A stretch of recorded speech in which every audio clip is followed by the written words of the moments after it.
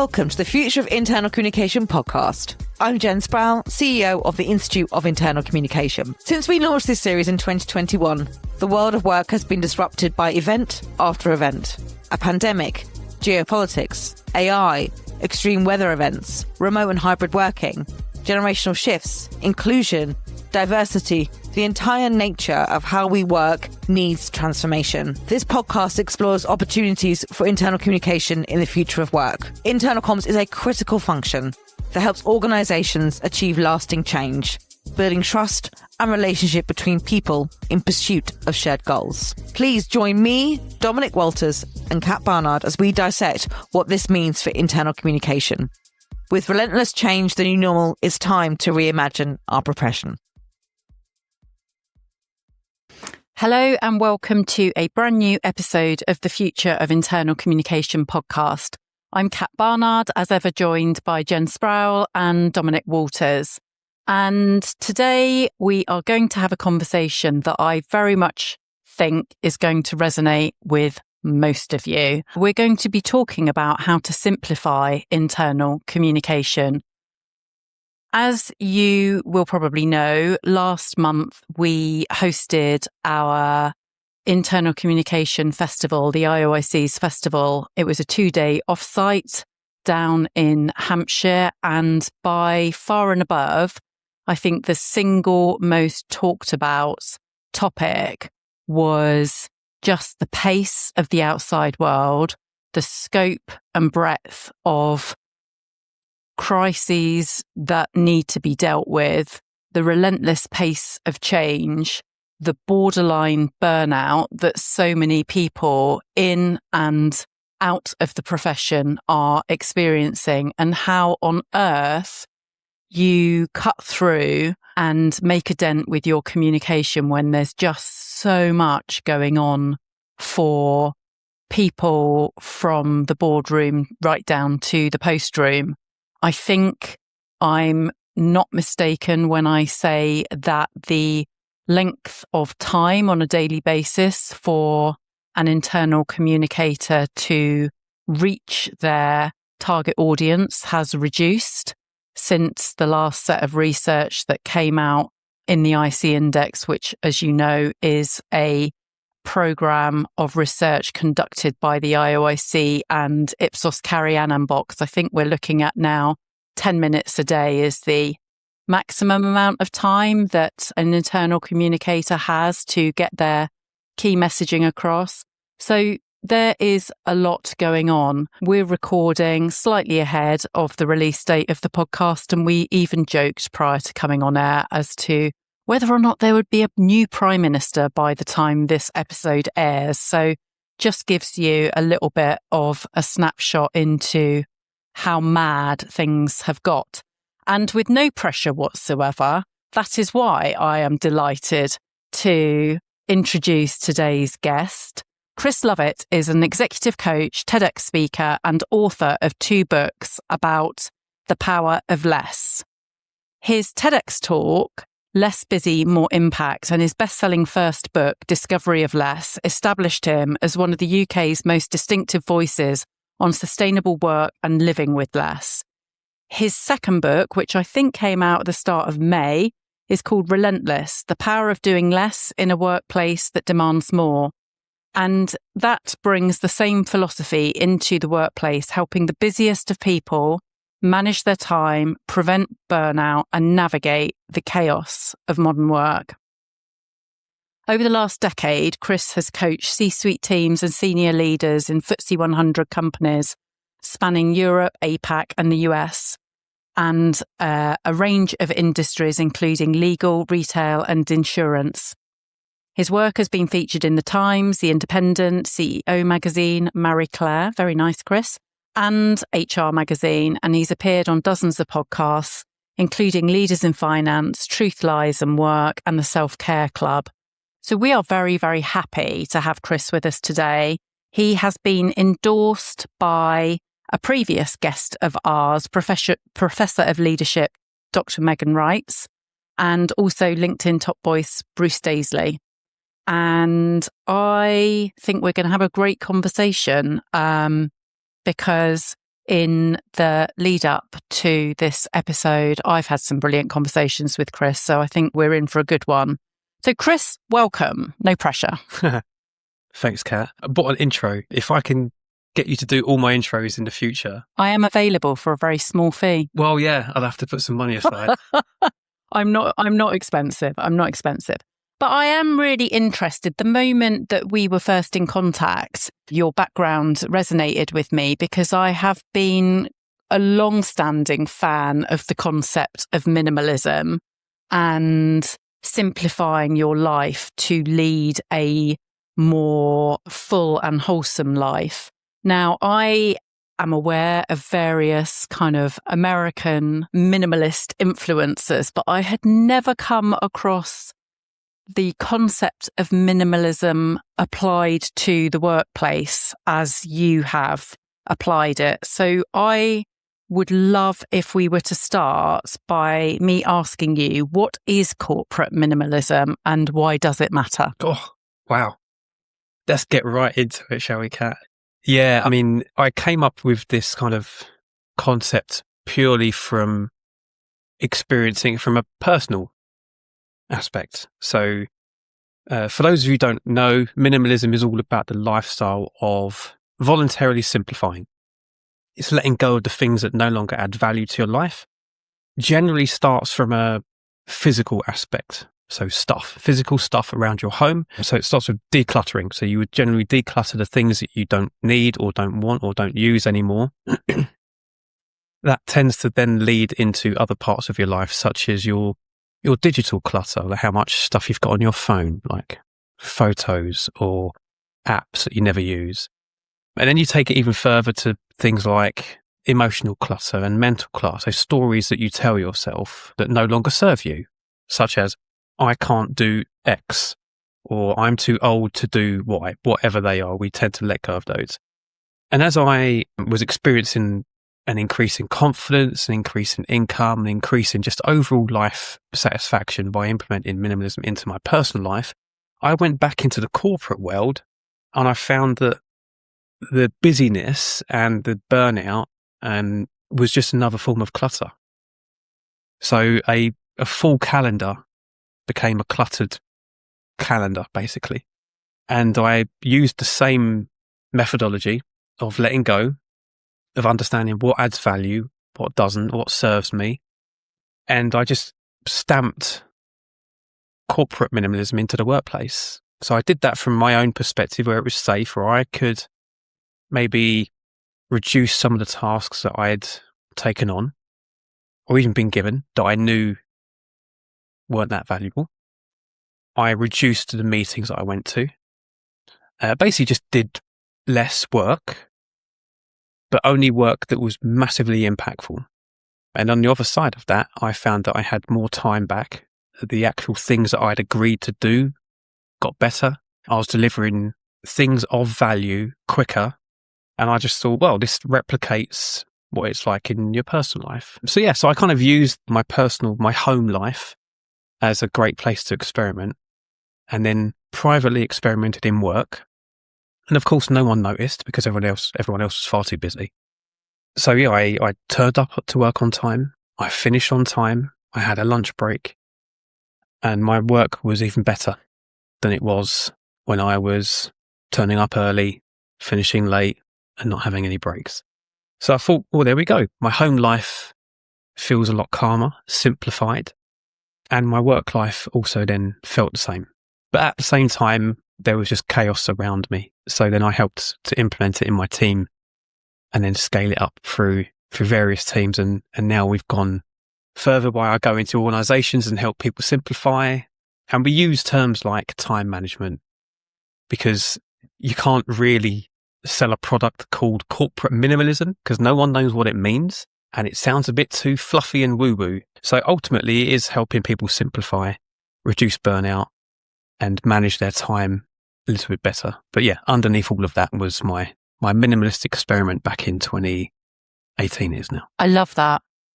And as you're talking, I'm just thinking about, and I'm sure that I have bored our listeners with this anecdote before, but there is a a lovely book called How to Do Nothing by an American author, Jenny Odell.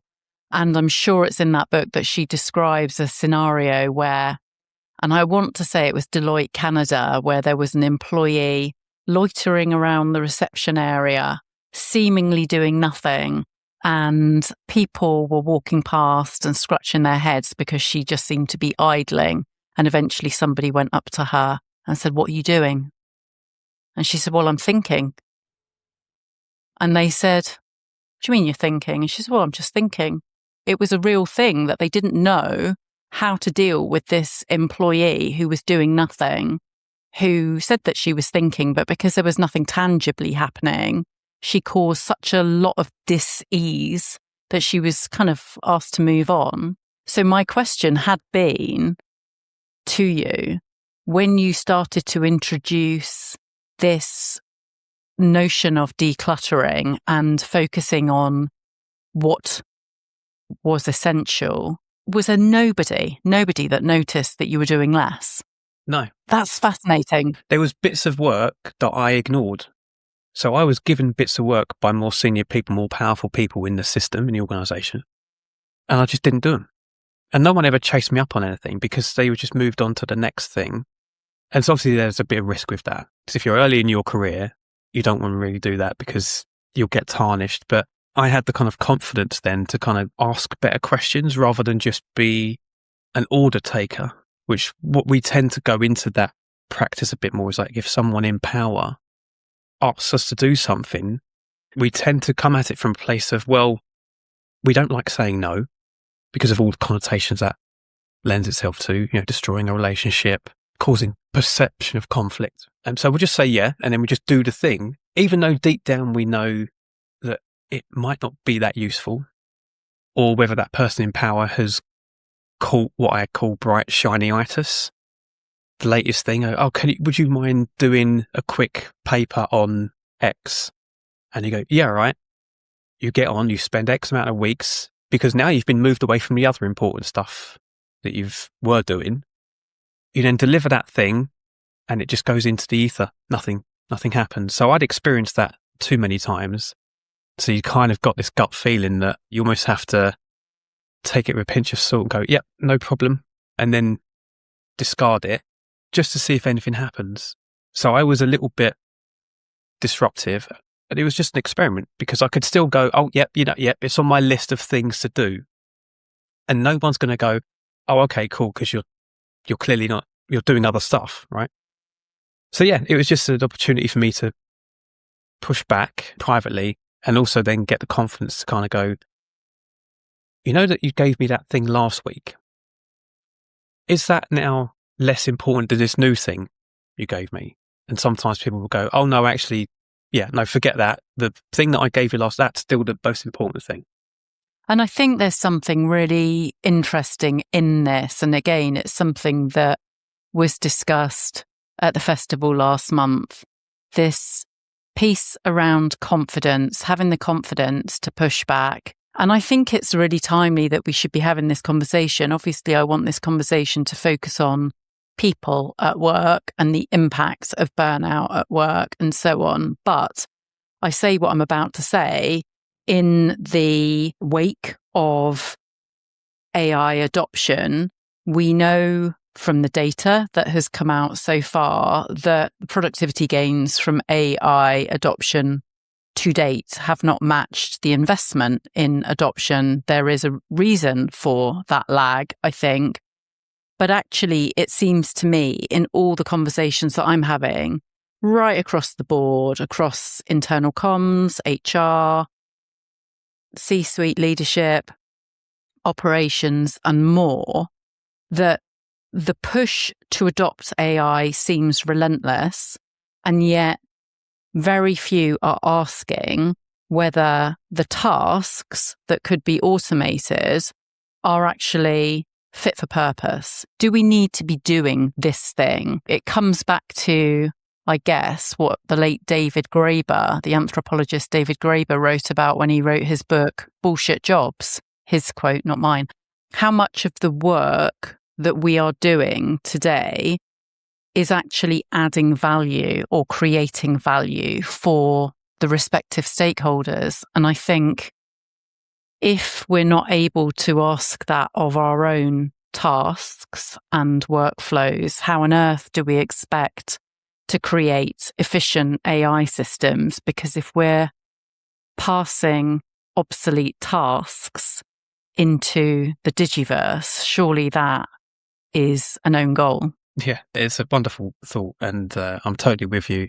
And even if you were to look at the statistics on meetings, I mean, you can find they're 10 a penny, but the consensus is that between 30 and 70% of all meetings are useless. But we still do them anyway. Because it feels like we're doing something. We're active. If we've got 16 people on a Zoom call together talking about the same stuff, at least we're all doing something. There's not many people questioning whether the actual thing needs to be done in the first place. Because there's risks associated with that, right? There's so many threats individually to us as employees and to employers at the moment. So an AI is going to take my job. The next round of redundancy, if I start getting disruptive, I'm the next one that's going to go. There's a cost of living crisis, which means now's not the best time to lose my job. So there's all these various threats that make us now regress backwards to kind of go, well, if I'm looking busy, then at least it gives me the impression that I'm still needed. And also outwardly, it gives the impression to the decision makers that I am still important. So there's a real challenge at the moment around busyness and burnout. There's still a badge of honor to it. The amount of times I speak to people and they will quite happily tell me that they have not had a lunch break for a month, even though the science tells us completely the opposite. Rest, recovery, lunch breaks is all part of your high performance. So I think we just need to ultimately get back to basics and simplify around what is this team's, this organization, what is their measure of success? Once you kind of get back to what that is, it makes it a little bit easier to strip away the noise. And this is going to be the hardest thing now because there's so much AI slop, there's so much noise, there's so much what I call like advice pollution. If you were to look on LinkedIn, there's about thousands of people telling you, do these 5 things, right? And then the following day you'll go on there and there's the other 1,000 people telling you do 5 other things that are in the opposite to what you've just read yesterday. So how are you supposed to kind of untangle all the advice, all the new AI tools and systems, all of your new priorities that you've got now, by the way? Oh, and because that team over there has been made redundant, you've got a few of their tasks now as well, right? So all of this workplace chaos and what's going on in society in the geopolitical spheres is chaos, absolute chaos. So it's really, really easy to just get caught up in business. And so that's the hard bit, is how do you step away from that? And I would say that it starts by doing one tiny thing to prove that nothing bad happens. And once you do that, you give yourself proof and evidence that it's okay and it's safe, and you crack on and do something else. So one of those tiny things, it might be leave a meeting 5 minutes early. That's literally it. Because you've got to go and pick the kids up, or because you've got another meeting in 5 minutes, whatever it is, just step away. Even if you were to tell the host, I've got to step away in 5 minutes, hope that's okay. They're not going to go, oh, Chris, would you mind staying right to the very end, please? They're going to go, yeah, no problem. Because they've got other stuff to do, and ultimately, they don't really notice what you're doing. So once you know that nothing bad happens, you don't miss anything because they can send you any additional notes afterwards, or the session's recorded, or someone can fill you in. No one really notices that you're gone. And then you can turn up next time a bit more refreshed with a little bit of a break. So that's one thing. Another thing might be, don't respond to the next message within the first 30 seconds. Email is the slowest form of communication. If it is urgent, someone will ring you. Focus on the most important thing you've got to do today and get back to your emails later. Chris, I'm loving this. I think this is fantastic. You're revitalizing or changing my way of working. But you described a very clear process that you went through. So you said you started simplifying at home, then you went through the mental declutter, then the digital declutter. I mean, firstly, do we all have to go through that process, or can we go straight into our work life from your experience? And while you're thinking about that, could you give me just one thing that most had an impact on your home life when you started this process? I read your website. You trod on a CD case, I think, if I remember rightly. So what really had the most impact on your decluttering at home? And then the question about, do we have to go through that sort of process? Thanks, Dob. Yeah, I love a shortcut. So I would definitely encourage a shortcut. If you can get to where you need to get to quicker, go for it. So yeah, you don't have to declutter your home or look inwards or go traveling for 6 months to get to where you need to get to. I think when I was at home, the thing for me, it was a realization that it wasn't really about the stuff. It was about my emotional attachment to the stuff and the stories I'd been collecting over those many years. So let's use football kits, for example, right? So Don, when I was younger, I played a lot of football, maybe 4 times a week, semi-pro. I had so many football kits. So when I was in my early 20s, they fit like a glove. When you're in your late 30s, let's just say they were put in the tumble dryer a bit too often, right? Maybe around the arms, they look great. Elsewhere, not so much. So my kind of story that I told myself, well, I need to hold on to them. If I hold on to this shirt, it represents a more athletic version of myself. Plus, who knows, in the future, I might go back to that athletic version and I might want to play football again. I can confirm that's not happened. I'm now 45. But it was letting go of them that made me go, well, these are mostly just stories.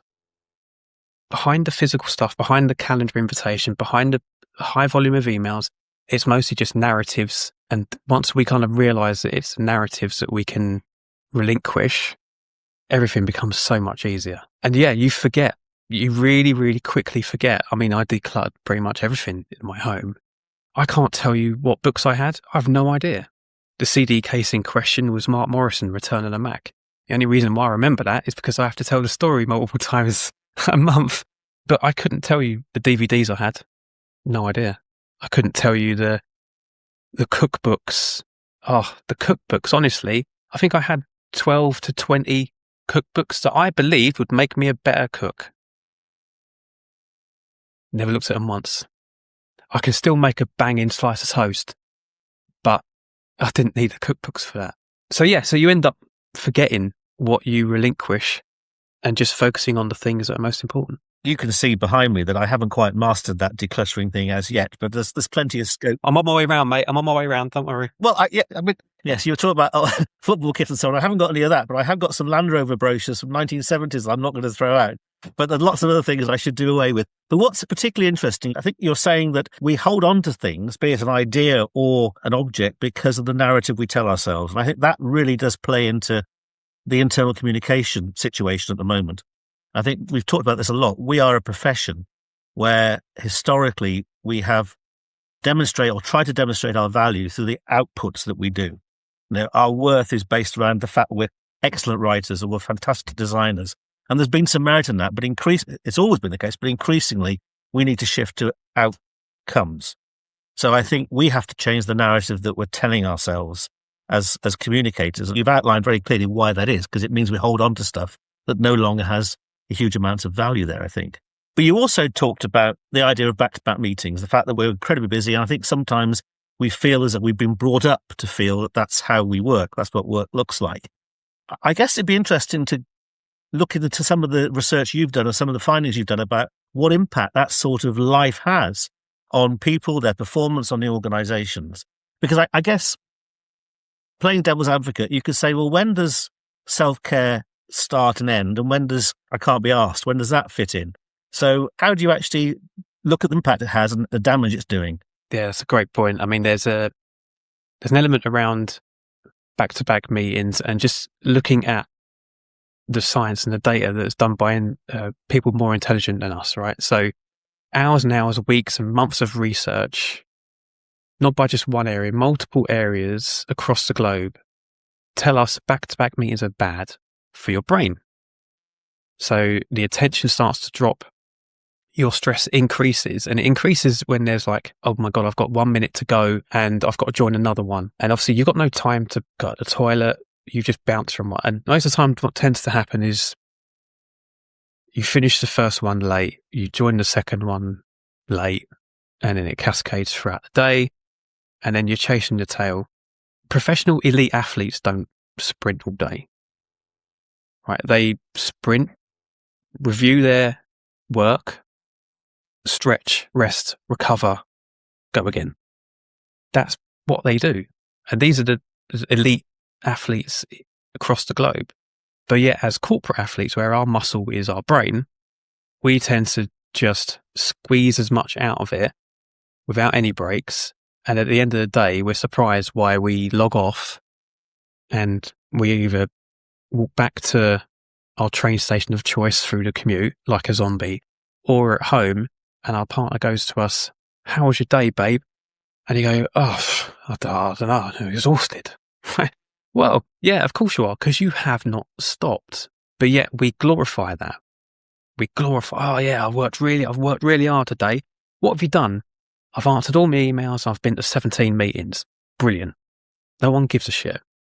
Actually, what is the outcome? How have you impacted people? How have you got closer to your goal? How have you moved your business forward? How have you progressed a project? They're the measures of success. I don't know anyone that went to an interview, Dom, and got asked a question, so what's your world record of emails you've answered in a day? No, you're not employed to rack up a high volume of meetings. If the meeting doesn't add value, stop doing it. Or even just that, getting to the point of questioning, why are we doing this? Does it still add as much value as it did before? Similar to our stuff. Okay. If the books still add great value, keep the books. If they don't add as much value as they used to, there's a question there. What are the other options?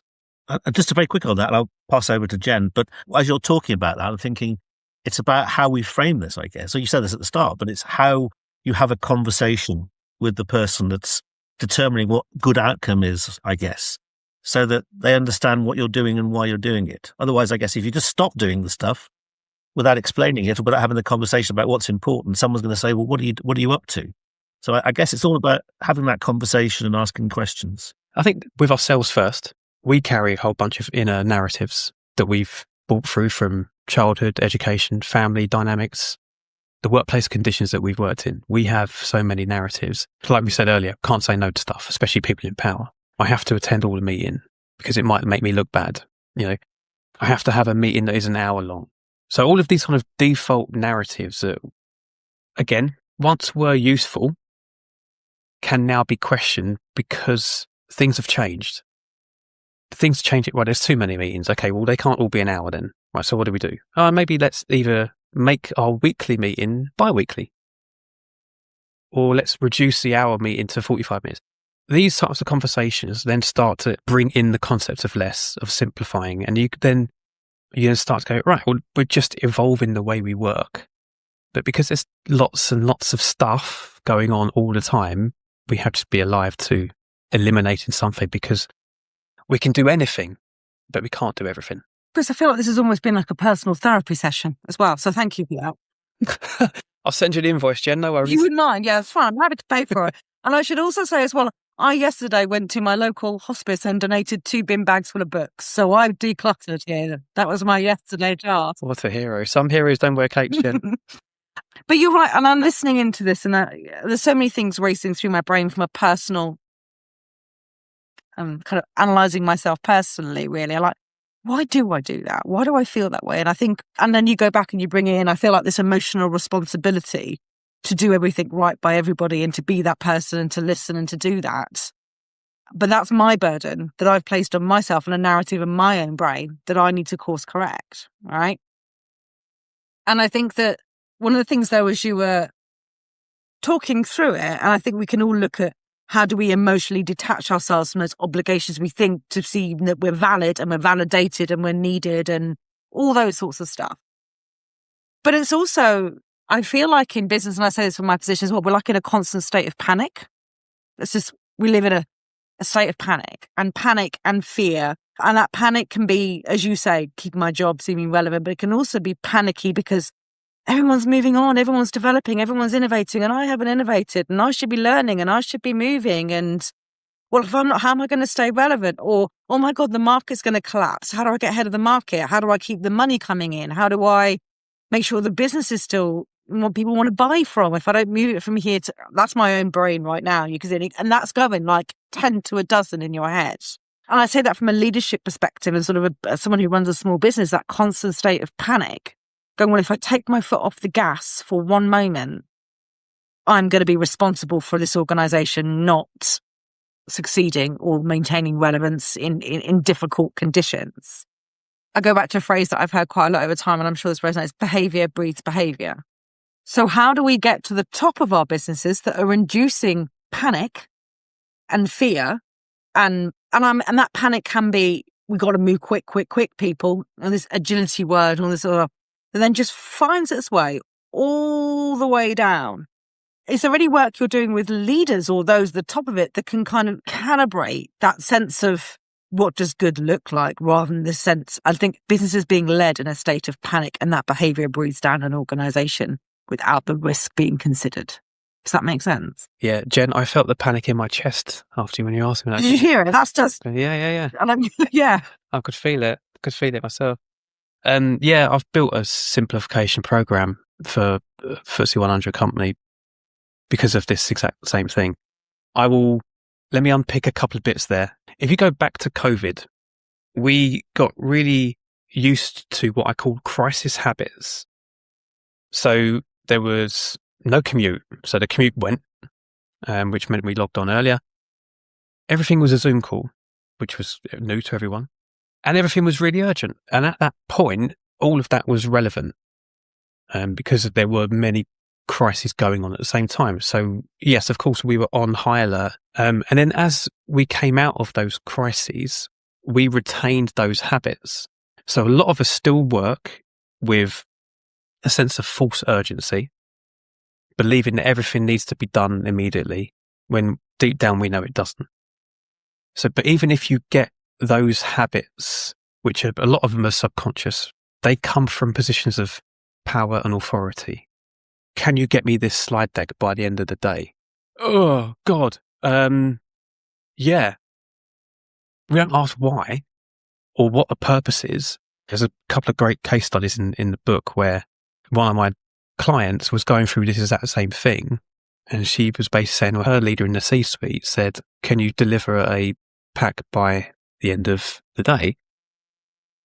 And so she got her team to work on it really quickly, obviously dropping everything else that was urgent, delivered this PowerPoint slide pack, but by mistake had forgotten to send the password out, right? So she sent this thing out, password protected, and only half the recipients got back to asking what the password was. So the only reason why people asked for it in the first place wasn't because there was a deadline. It was because it suited someone else's annual leave. And so these are the kind of narratives that we carry around in systems. If I'm being called on urgently, then something must be really important. So yes, it taps into our own innate desire to be wanted and be needed, and of course get a little dopamine hit, and we go, oh, I'm going to go, of course, right, ready, and then we tell everyone about it at the weekend. How was your week? Oh, chaos, mad, brilliant. So you're giving off all these social cues as well that you're important. But yeah, it happens in systems all the time. So if we can prove to ourselves that things are not as chaotic as they need to be, then we can slow down. With the other bit you mentioned around kind of the pace and things like that, I'll go back to Kat's quote earlier when she said around the person that was just thinking by reception. There's a great story from Henry Ford, who I think back in maybe 100 years ago, he'd hired a consultant and paid them 20 grand a year in about 1930, right? So you can probably guess how much that was now. And there was a guy in there and he basically just had his feet on the desk. So laid back, feet on the desk the whole time. And someone says to him, why have you got this person working for you with his feet on the desk? And Henry Ford said, well, when he had an idea that saved me $2 million in 1930, whenever, so whatever that is now, his feet were exactly where they are now.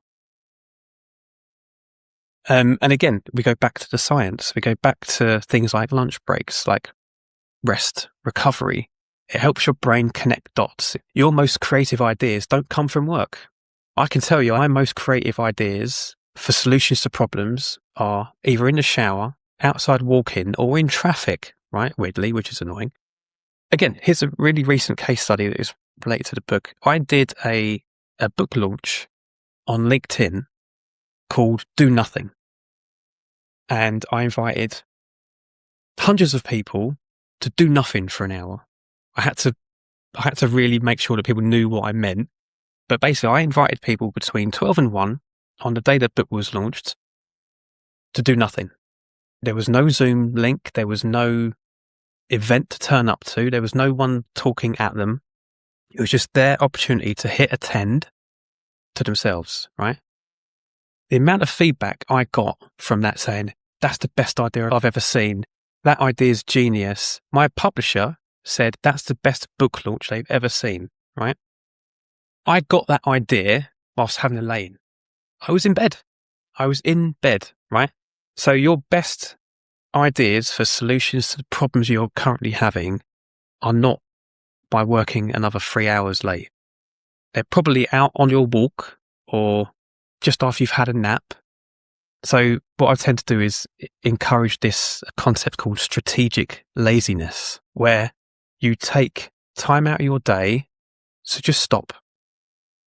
That's literally it. And if you can go and get bored, fold your laundry, or if you're in an office, you walk to the further end of the building for no reason.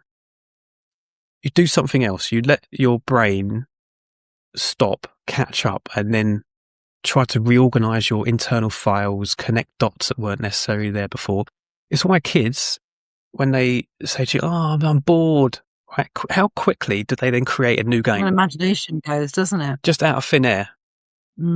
Exactly, right? So if you are back to back all day long, if you're not having a lunch break, you are at higher risk of not finding the solutions to the problems you're working on. I love that. And I think there's so much, and I'm going to take strategic laziness. I might just put that as my out of office on my email. If I don't get back to you soon, I'm going to, it's just because I'm doing strategic laziness. But I agree. And the only thing I need to work on though, Chris, is when I do have those moments of good ideas, which like you say are often if I'm out and about or I've seen something, or sometimes I'm just watching some drivel, just because your brain's kind of taken something out of it. The challenge I have is when I have a good idea, I email myself. So then I can walk in with too many emails. I mean, this is the thing. I do the same, right? So the brain's not there to store stuff. It's there to show it to you.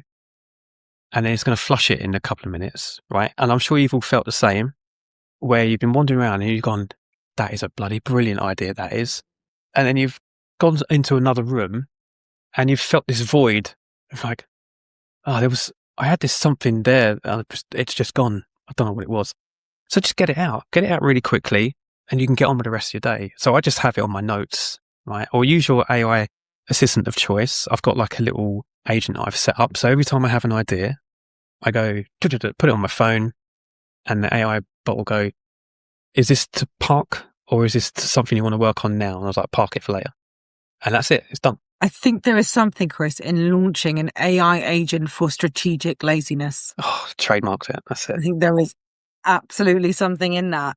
And just as you're going to go on, I'm looking for investment, Jen. If you've got any investment, send my way. Feel free to. Well, I'm sure we can. We'll do some crowdfunding or something, or sourcing, whatever they're called. Just on that as well, because I think it's really important as well. Is that, and what you're saying, and I can self-reflect, and as businesses and the work that we're doing, we're all running around busy doing stuff that we're not sure is actually creating value to the business, driving the outcomes the organisation is looking for. I do think that we are breeding behaviour upon behaviour upon behaviour in all of that sense. And we need to take personal accountability as well in that. But I guess my question is, how would you position the risk to organizations of not thinking, well, how do I set that behavior that breeds through that allows this to prosper?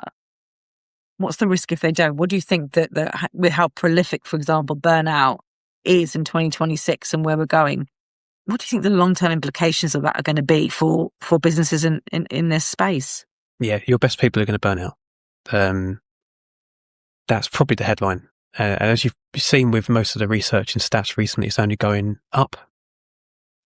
People are having what I call ampersand jobs. So by stealth, as the organization or organizations contract, shrink, move, people are getting loaded with more stuff to do, more titles. If as an individual, if you don't figure out your own way of managing that, you're going to quickly succumb to the risk of burnout, because there's no point waiting on your system to fix it for you.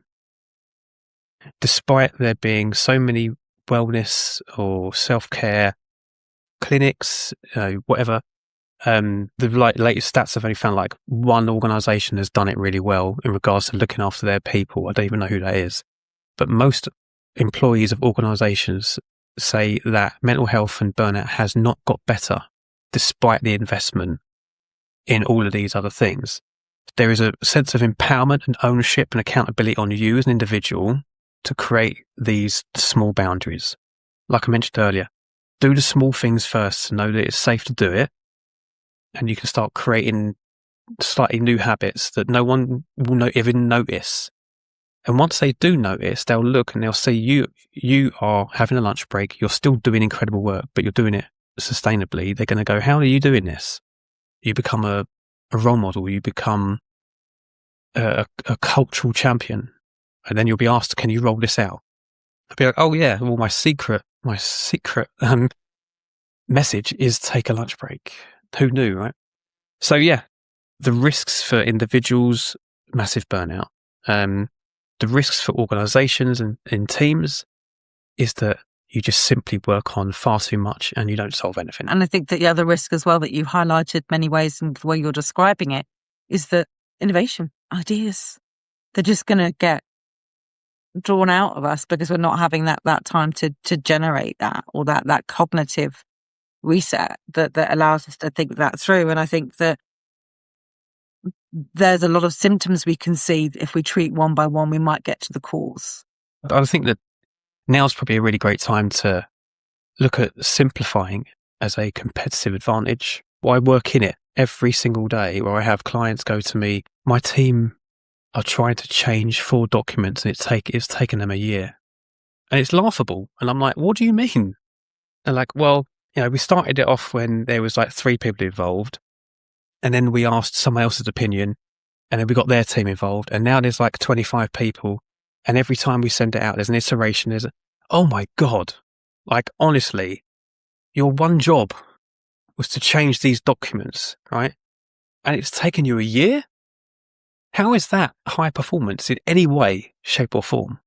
If you go back to some of the stats we mentioned earlier, your brain is your weapon in corporate life, in white collar life. Ideas. How do you get your ideas? You rest. How do you stay attentive to when you've got now probably multiple people reporting into you, multiple teams? Well, here's an idea. Don't go to back-to-back meetings all day long. So again, they sound very counterculture, and I understand that. But we've got to a point now where busyness is an epidemic. Burnout is a massive health issue. People are dying through overworking. I think the latest stats for the World Health Organization is around 245,000 people a year are dying through stroke and heart disease that are linked back to overworking. When you put all that together and you hand it off to the C-suite team and you say, right, how are we going to high perform this year? It's not by doing more.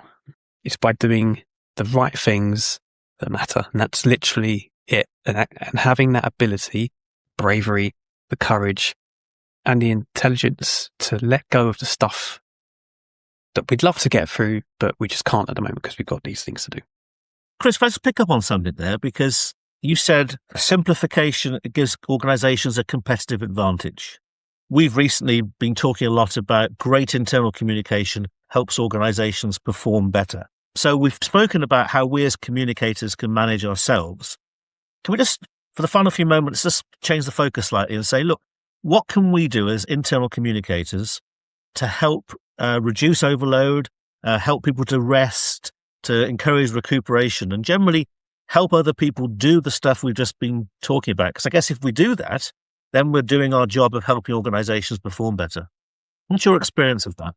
Yeah, thanks, Tom. Yeah, say less. Yeah, okay. That sounds pretty clear. Yeah. just say less. There's a great term called baffle gab, which I encourage everyone to look up. And it's basically whereas corporate waffle becomes so much that people don't understand what you're trying to say. We've all got so much going on. We don't have time to try and decode what you're saying. Tell me in simple language, in as few words as possible. Tell me what I need to do, where I need to go, and just tell me in as little as words as possible, right? Because I haven't got time. My brain probably can't attend to paragraphs and paragraphs of verbiage, all this wasted language. Just say less and do fewer things. And so that would be my kind of recommendation. Just one more thing that I'll pass over, but in your experience of working with organizations, what have you seen in terms of communicators helping to create a culture of being more targeted, of being more mindful of how you do stuff and using your time better? What experience have you had of that? Yeah, I think, again, putting it into the hands of the people, use data. How many people want to receive this stuff? How many are actually getting to it? And what is it that they are picking up on? If you are, mass market going out to everybody, I've had so many people who just don't even have the time to unsubscribe, to just delete. So reanalyze who needs to see your stuff. Those are the people that are giving you the right data. Serve them and serve them up with the right stuff that is respectful of their time and attention. Don't waffle. Leave out the corporate jargon. Just tell people in simple language what they need to hear, when they need to hear it. And those people who are not subscribed, let them go. Powerful phrase, isn't it? Let them go. And I like that. Be respectful of other people's time. And I also think that one thing that, as you've been talking and that I've been reflecting on and thinking as also a habit and behavior that we've talked about in other podcasts, we've talked about in our research, we talked about on the podcast before, is also around you need to be really good at active listening. Because actually, if you actively listen to somebody else, because at the moment, I think we also speak to go, what have I got to say next? Or can you do this for me? Rather than actively listening, going, do I need to ask them that? Or have they already answered that? Or is there actively something in that where I'm hearing a signal where I could change my behavior so it doesn't breed that behavior down? And I think there's a lot of intelligence that we can gather from that sense of active listening to recognize the wrong or the right things that we're doing. But also, I think we're missing, in the sake of busyness, I think we're missing nuggets of gold and information and cues around us, if that makes sense. There's, honestly, Jen, there are opportunities everywhere. And you're right about the signals. They are around, right? But people are too busy head down to lift their head up and spot what they are. And even if they're spotting to eliminate things. So active listening, yes, incredible. Having the courage to just ask, why are we doing this? Or what's the purpose of this new thing we've got compared to the thing that we've just spent £1 million on that we've just launched into? What tends to happen is a person in power will have an idea, right? So this is not their fault. They'll see something out in the industry, probably a peer, a competitor, and they will go, I want to have a bit of that. And they'll bring it in and they'll go, can you do me some research on blah, blah, blah? And we'll go, yeah, all right. But we should be having just better adult, mature, professional conversations around, yeah, we could. We could definitely do that, right? But I just want to remind you that your team member, your peer, your stakeholder also has this, and this on their list. So can we just have a chat around what is the most important thing now? If it's changed, that's completely fine, right? If we need to review our priorities, of course, we probably need to do that every quarter anyway, right?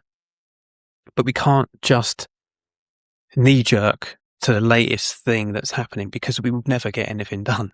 Yeah. And then you just get in a freeze state, and that's not progress, is it? There you go. Love, Chris, thank you so much. There's so much I've taken from that. And I think there's so much I think that you've said as well that probably listeners will go, that's what it's like for me at work every day. I think there was an example you said about they hear this and they do that and they're like, yep, or this document, or bring this person in and do that. It feels a lot. But I think there's a lot in there about being respectful of people's time, adult conversations.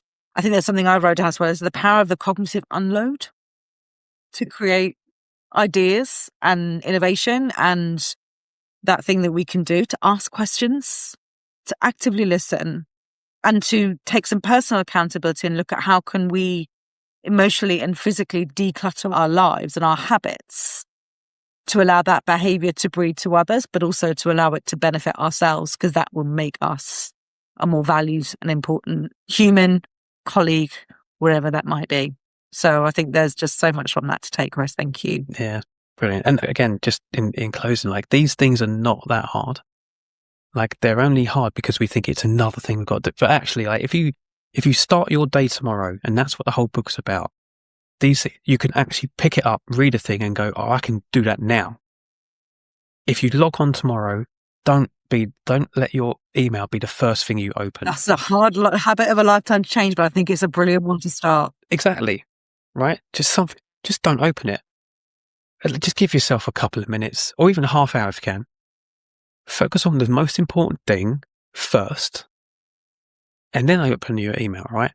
And you now know that email is the slowest form of communication, which means if somebody's emailed you, you do not have to respond straight away. Most people say that by the end of the day is completely fine if a response is needed at all, right? And again, here's a quick hack for you, right? A quick hack is, if you're in a group message, don't be the first one to respond. It probably needs somebody to respond. It doesn't necessarily need you.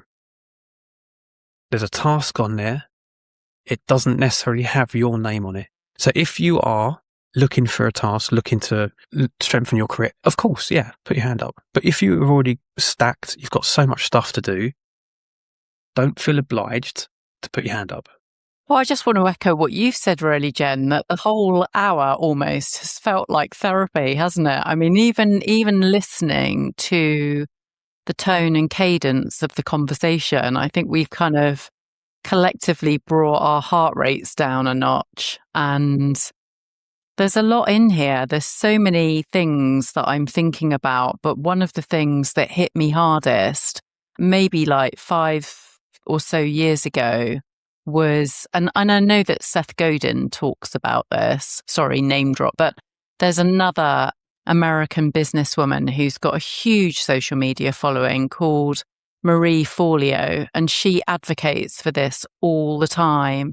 If you consider yourself to be a creator, and I hope that almost everybody working in the field of internal communication does consider themselves to be a creator, if you work in that field, you must create before you consume.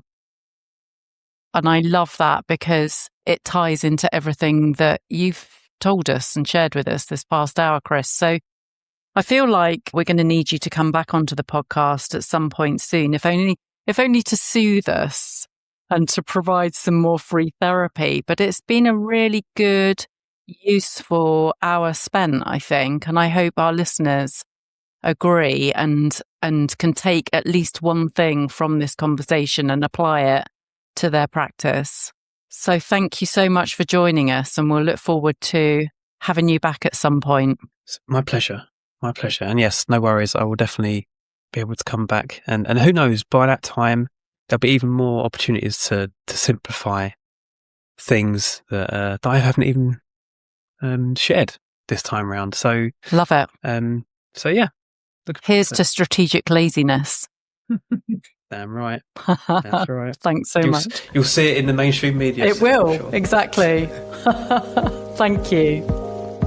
Thanks for listening today. If you like what you've heard, please like and follow us wherever you access your podcasts.